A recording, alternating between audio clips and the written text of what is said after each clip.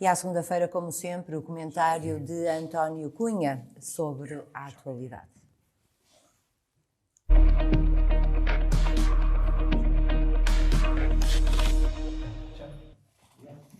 E hoje uma abordagem às consequências de uma guerra sem fim à vista, a solidariedade dos europeus com os refugiados. Aqui vamos falar também do PCP e da hipocrisia deste partido perante o que se passa no território ucraniano, ainda o aumento colossal dos combustíveis que engorda os cofres de Estado. Mas o Governo diz que vamos ter a economia com menos impacto.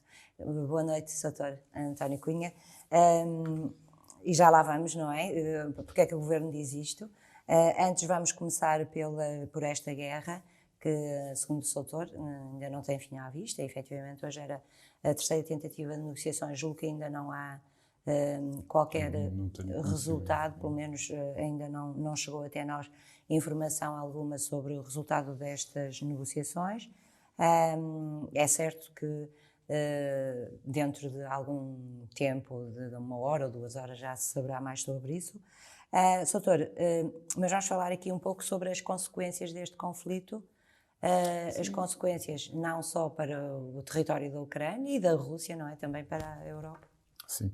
Antes de mais nada, boa noite, Emília, boa noite aos nossos espectadores que nos acompanham em casa ou onde quer que esteja.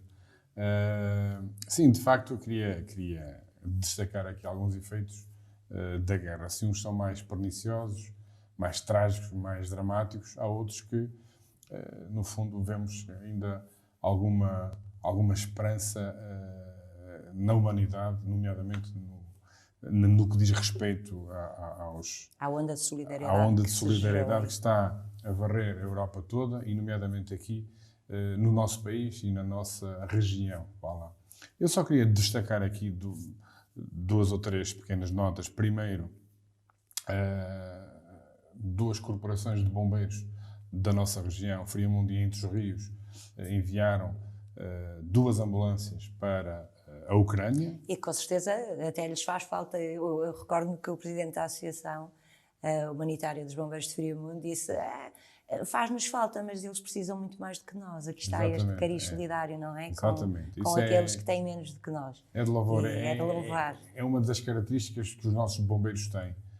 Realmente, os nossos bombeiros, eu tenho alguma experiência, porque, dada a minha vida política, também faço visitas às corporações de bombeiros, e ainda durante a campanha eu fiz, pelo menos às de Penafiel, e realmente o material não é muito, é sempre pouco, mas mesmo assim ter esta capacidade de fazer a análise, não, eles precisam de oferecer coisas que fazem falta, não é? Exatamente, e portanto ofereceram 2 ambulâncias, para lá vão carregadas com bens de primeira necessidade, material médico, etc.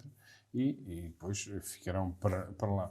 Uma outra nota tem a ver com a recolha de bens de primeira necessidade, de material médico, medicamentos, que também tem sido um sucesso. Tem sido um sucesso brutal. Há caminhões diariamente a saírem do nosso país principalmente para a Polónia, carregados com material que é de primeira necessidade. Têm chegado já bastantes refugiados ao nosso país. Que aproveitam, não é? Esses veículos também, que vão carregados e vêm. Sim. E depois há aquelas iniciativas mais a nível local. Temos notícia de Braga, mas eu queria destacar aqui. E também temos, doutor, o apoio jurídico que muitos advogados estão a oferecer. Exatamente, também. É verdade. Queria destacar aqui um movimento de solidariedade que eu digo isto porque há um deputado do PSD, que foi eleito aqui pelo Distrito de Porto, o meu colega Alberto Fonseca, que a semana passada, portanto, saíram no dia de Carnaval em missão para a Polónia, 3 carrinhas de 9 lugares que foram carregadas de mantimentos, de material médico e de outros artigos de primeira necessidade para entregarem na Cruz Vermelha na Polónia. Houve outra carrinha que se juntou a eles na Polónia e tive a oportunidade de ter falado com ele ainda hoje via WhatsApp. Portanto, já estão de regresso, já estão em frente, saíram no sábado de manhã, já estão de regresso, trazem 27 refugiados. Pois era isso que eu dizia, não é? Estas carrinhas, estes veículos Vão que vão carregados e depois trazem refugiados. Com uma nota, portanto, isto é evidente que é uma ação solidária em que a Câmara Municipal da Trovastal também está empenhada e é responsável também por isto. Portanto, vêm 27 refugiados, 10 mulheres, 15 crianças e 2 bebés. Portanto, e isto, por um lado, dá-nos algum alento, alguma alegria, mas são mulheres, são crianças que ficaram afastadas dos seus pais, homens, que ficaram na Ucrânia a lutar pelo seu país. Aliás, há uma reportagem que choca muito de uma criança que chora a explicar ao jornalista que o pai ficou na Ucrânia a lutar e a criança chora mesmo perante todas as pessoas que estão presentes e é chocante. Isto é uma tragédia civilizacional. Nunca eu pensei, sinceramente, assistir a uma coisa destas, crianças separadas dos pais, crianças que morrem. Houve uma notícia que me chocou durante o fim de semana. Uma criança de 16 anos estava a jogar futebol e explodiu uma bomba, um míssil que foi... Portanto, e o miúdo morreu. E também de uma família de 4 pessoas, não é? Os pais e os 2 filhos também morreram. Depois, claro, os números apontam para já cerca de 1.400.000 refugiados que vão saindo da Ucrânia. E agora, com a guerra suja que a Rússia está a fazer sobre a Ucrânia, nomeadamente no ataque a alvos civis, que isso está a acontecer. Sim, porque e isto configuram-se crimes de guerra. E isso do cessar-fogo é uma outra história também. Para serem criados corredores. É uma hipocrisia. Corredores de segurança, não é? Para as pessoas poderem sair. Para as pessoas poderem sair, mas à terceira vez não foi possível. Porquê? Uma situação que estava a ser organizada até, ou pelo menos contava com a colaboração da própria Cruz Vermelha, e não aconteceu porque continuaram a atirar em civis. A atirar em civis, e não é só isso. Quer dizer, isto parece que não. Quer dizer, Putin e os militares russos, quando digo os militares, digo as altas patentes. Patentes que estão ao seu lado. Os responsáveis pela arquitetura da própria guerra e dos ataques. Portanto, isso é deliberadamente mandado. É mandado, é para ceder, é para atacar aqui. Portanto, o que é que nós temos visto? Temos visto blocos de apartamentos completamente destruídos, crateras de impacto de projéteis e de bombas e de mísseis no meio de cidades. Portanto, isto está a ser uma guerra suja e eu espero, sinceramente, que o Tribunal Penal Internacional tome conta destes acontecimentos, que é para se responsabilizar Putin e o seu regime. Ou seja, a intenção é mesmo matar civis, não é? Porque quando se atira com bombas a blocos de apartamentos, a intenção não pode ser outra. E isto é um sinal para uma outra questão aqui. Isto quer dizer que a guerra que não está a correr bem à Rússia. A Rússia pensava, acho eu, que iria chegar lá, era como o outro, vini, vidi e venca. Portanto, cheguei, vi e venci. E não é o caso. Deu com um presidente que está com um carisma, um homem corajoso e que tem a cabeça a prémio. E que, como eu disse aqui a semana passada, e que realmente é uma força enorme para aquelas tropas. Aliás, temos notícias pelos jornalistas que estão quer na Ucrânia, quer nas fronteiras com a Ucrânia. Cada vez há mais pessoas a entrarem na Ucrânia para irem combater. Isso é de uma coragem impressionante. Este fim de semana falou-se também em 3.000 militares, ou julgo que militares. Uma espécie de legião estrangeira. Americanos, sim. Exato, americanos e não só. Também há portugueses que vão para lá, atenção. Portanto, para integrarem uma espécie de uma legião estrangeira para ajudarem a combater os russos. Compatriotas nossos que têm experiência de combate, experiência mesmo de guerra, de algumas ações, portanto estão retirados, mas têm essas competências, essas características e estão lá. E, portanto, e ele está de tal maneira desesperado. Primeiro, Putin, já a semana passada, ameaçou com uma bomba nuclear. Com um nuclear. Depois caíram na asneira de atacar uma central nuclear que é 6 vezes, porque tem 6 reatores, é 6 vezes superior à de Chernobyl, não é? De Chernobyl. Eu lembro-me daquilo que foi em 1986, quando que foi o reator explodiu. Um reator. É preciso vermos que a radioatividade chegou aos Alpes suíços, Alpes franceses e Alpes italianos. Portanto, o que não poderá acontecer com esta central. E depois é assim, por incrível que pareça, há aqui uma incongruência e se calhar íamos já chegar ao outro tema que tem a ver com o aumento dos combustíveis. Nós, a Europa, ou melhor, uma boa parte da Europa, nós dependemos muito pouco quer do gás russo, quer do petróleo russo. É uma margem muito residual. Mas, de facto, nós continuamos a Europa continua a comprar gás e continua a comprar petróleo aos russos. Pois, porque chegou portanto, um navio também este fim de semana assim. Exatamente. Portanto, nós parece que continuamos a financiar a guerra. Portanto, mas com certeza que já não havia forma, no âmbito das sanções, não havia forma de recusar a entrada deste navio. Porque as sanções, aí está... Não, mas é muito mais que isso. O problema é outro. O problema é que continua a chegar gás russo à Europa, continua a chegar petróleo russo à Europa, as empresas, soube isso hoje, sei que, por exemplo, que a Shell, que a BP saíram da exploração de postos de petróleo russos, mas a Total francesa ficou lá a fazer o quê? Portanto, há algo aqui que não está a bater certo, não é?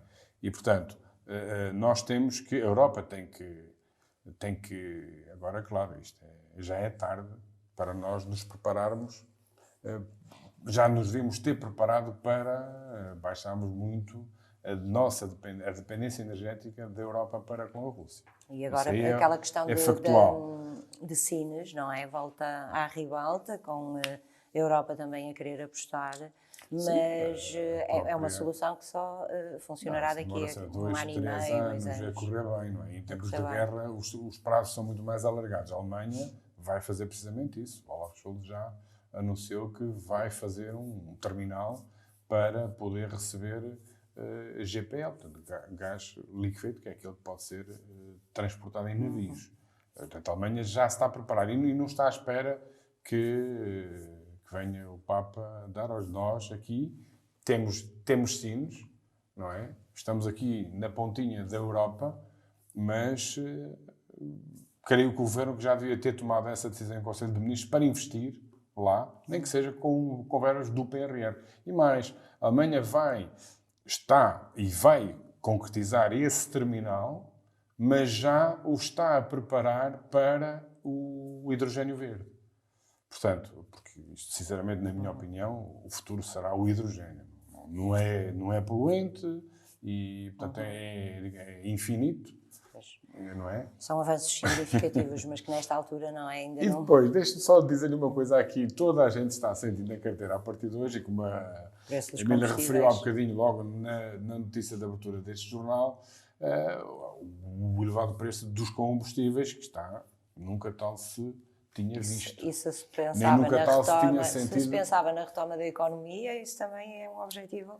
Aí é que está, mas repara uma coisa, repara uma coisa, é o próprio Governo que disse há 2 ou 3 dias que esta crise não iria impactar muito na economia portuguesa. Caramba, problema é a expressão. Então, o impacto do aumento dos combustíveis não vai ser sentido nas empresas. Ainda por cima que aumentando os combustíveis aumentam quase todos os outros produtos. Tudo é evidente. Já se fala também no pão. O Governo diz que a nossa economia que vai ser das menos impactadas da Europa. Não, e o comércio? E a indústria? Nós vamos ter... serão poucas as empresas que vão conseguir aguentar este aumento. Portanto, ou o Governo realmente começa a pensar em baixar esses impostos, porque já foi notícia este fim de semana também, o Governo está a encher os cofres do orçamento do Estado através com o aumento dos impostos do preço do através combustível. Porquê? Porque nós temos uma tributação, nós temos dupla tributação nos nossos combustíveis. Porquê? Porque nós, sobre o preço base do combustível, adicionamos o ISP, que é o Imposto sobre Produtos Petrolíferos. E depois do preço base e esse ISP, acrescentamos o IVA. Portanto, quanto maior for o valor, Claro, não é? mais impostos vai receber agora, o Estado. o Governo já anunciou que está a pensar em baixar o ISP. Eu espero bem que sim, mas que seja Mas rápido. eu ia perguntar, porque o Governo agora dá um apoio financeiro através do auto-voucher ou e-voucher, não é? De 20 euros, portanto passou de 5 para 20 euros, é um aumento significativo, se formos ver. Mas porquê é que em vez de dar este apoio financeiro desta forma, não diminui aos impostos dos combustíveis? Porque o auto-voucher é um bom negócio. Nem toda a gente adere, não é? Exatamente. E na primeira fase, o Governo, parece-me, isto carece de confirmação, parece-me que tinha destinados para o e-voucher, antes da subida para os 20 euros, parece que tinha destinado 130 milhões de euros. Sabe quantos milhões é que foram gastos? Neste 23 milhões. Portanto, há 100 milhões de euros que é evidente que o Governo, se decidisse, não, vamos baixar o ISP em X. Isto era para toda a gente. Era para toda a gente, claro. Agora, o e-voucher, nem toda a gente tem a destreza, mas acho que o meu pai com 85 anos, que vai não é que ele ande muito, mas há pessoas que andam. Sim. E depois há uma outra coisa, pensaram nos taxistas e nos transportes, não pensaram nos bombeiros, não pensaram nas ambulâncias, no INEM, etc. Portanto, parece-me que foi uma medida assim um bocado à pressa. Anteciparam. É evidente que eu não estou a criticar a medida do e-voucher ou do auto-voucher, é uma medida. Agora, isso não chega. Não chega. Nós vamos ter aí empresas, mais tarde ou mais cedo, a falirem porque não conseguem aguentar. E como a Emília disse bem, isto depois é uma... vai tudo catadupa, não é? Portanto, é o pão, é o leite, é tudo a aumentar. E os cereais, por maioria de razão, porque a Ucrânia, como toda a gente sabe, é considerada o celeiro da Europa. E, portanto, também aí vai medidas, haver grandes consequências, não é? Soutor, ainda uma chamada de atenção para a posição do PCP. Jerónimo de Sousa não veio tentar clarificar esta questão este fim de semana? É assim. Jerónimo de Sousa estava entusiasmado por aquelas bandeiras vermelhas, carregadas de foices e martelos. Eu respeito isso tudo. Agora, parece que o Partido Comunista Português não sabe quem é o agressor nesta guerra e quem é que é o agredido, quem é que é o invadido. Para já, olha, começou logo mal quando não reconheceu e não repudiou, como diria alguém, veementemente a invasão russa sobre a Ucrânia. Essa é a primeira coisa.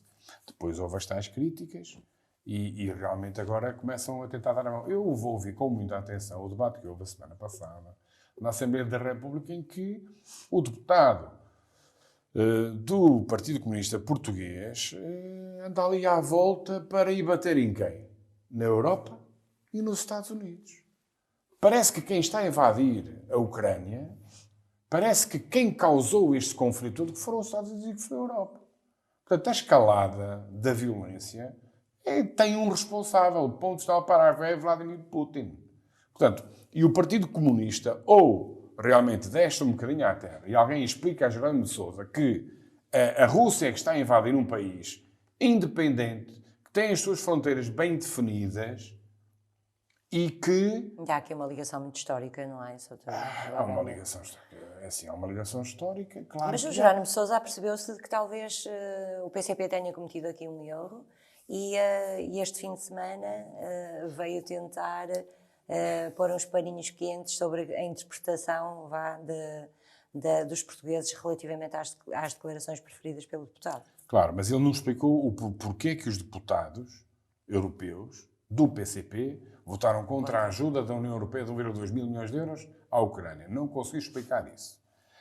Depois, quer dizer, justificaram a oposição, a austeridade das medidas, etc. Pronto. Jerónimo de Sousa, como disse há pouco, e só para recordar os nossos espectadores, ontem foi a comemoração do 101º aniversário Sim, do PSP. Partido Comunista Português. E eu não estou aqui a diminuir a importância que o Partido Comunista Português teve na luta contra a ditadura no nosso país. Só que agora há um invasor que é ditador, que dirige e lidera um regime cleptocrático, não é? Em que invade um país soberano. meia dúzia de famílias, meia dúzia de oligarcas detêm o dinheiro daquele país, não é? E o povo russo, coitadinho. Doutora, por falar nisso, o povo russo também, muita gente daquele país, da Rússia, tem-se manifestado contra esta Tem gente com posição do muita Putin, coragem. que têm sido detidos. Este fim de semana foram detidas mais de 4.000 pessoas. Exatamente. Durante a semana passada, julgo que cerca de 8.000. São muitas pessoas São muitas detidas por conta das manifestações contra esta guerra. São pessoas corajosas também. São pessoas corajosas e por isso é que eu faço aqui, já a semana passada, Esta ressalva, não é, fiz questão de nós não povo. podemos confundir o povo russo com esse sim, irmão do povo ucraniano. Até porque há muitos russos que têm familiares na Ucrânia Evidente, e vice-versa. Só que também há uma coisa. A propaganda russa na própria Federação Russa é brutal. Portanto, o Putin vai acabar com o Facebook e com o Twitter.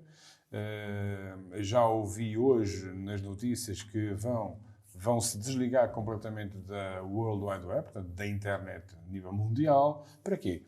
Isto para condicionar a própria informação. Aliás, li aqui há dias, na quinta ou sexta-feira, de que uma filha de um casal russo que vive na Ucrânia, que estava a dizer à mãe que estava ok, bom, mas estavam civis a ser atacados e mortos pelas tropas russas e a senhora não estava a acreditar. Portanto, aquele discurso de que se quer a desnazificação, que se quer a desmilitarização da Ucrânia, está a passar muito bem em alguns setores da sociedade russa. Pessoas pouco informadas, que têm 2 ou 3 canais que são completamente controlados pelo poder político. Este bloqueio à informação vai ser pior muito pior. Agora é tal coisa. Então, só para concluirmos relativamente ao PCP, efetivamente há aqui ainda muitos laços históricos com a Rússia e o PCP que acha que esta posição relativamente ao conflito pode prejudicar ainda mais, e eu estou ao dizer prejudicar ainda mais por causa dos resultados nas últimas eleições legislativas, pode prejudicar ainda mais a imagem. Eu não tenho dúvidas de que se as eleições fossem hoje, o PCP ia perder mais votantes ainda. Isso claramente, porque não teve uma postura, do meu ponto de vista, digna para com a guerra que está a acontecer, para com o massacre. Descontentamento. Evidente que, lógico que há descontentamento. E eu, sinceramente, digo uma coisa, o PCP está onde sempre esteve, está ao lado da posição da China, não é?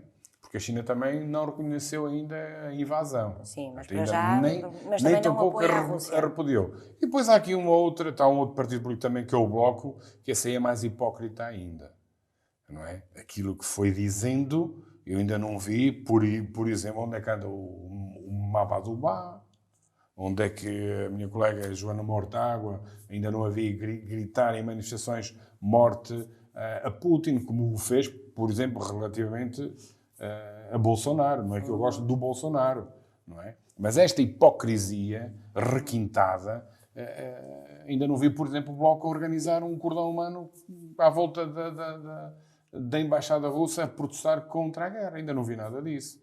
Portanto, há aqui coisas que o povo português, que nós todos devemos pensar, analisar, avaliar e refletir. Porque, de facto, esta esquerda radical deixa muito a desejar. Doutor, muito obrigada. Estes são certamente temas que vamos continuar a desenvolver, infelizmente. Não é? Infelizmente. Fica aqui então o comentário de António Cunha: a guerra na Ucrânia, o aumento do preço dos combustíveis.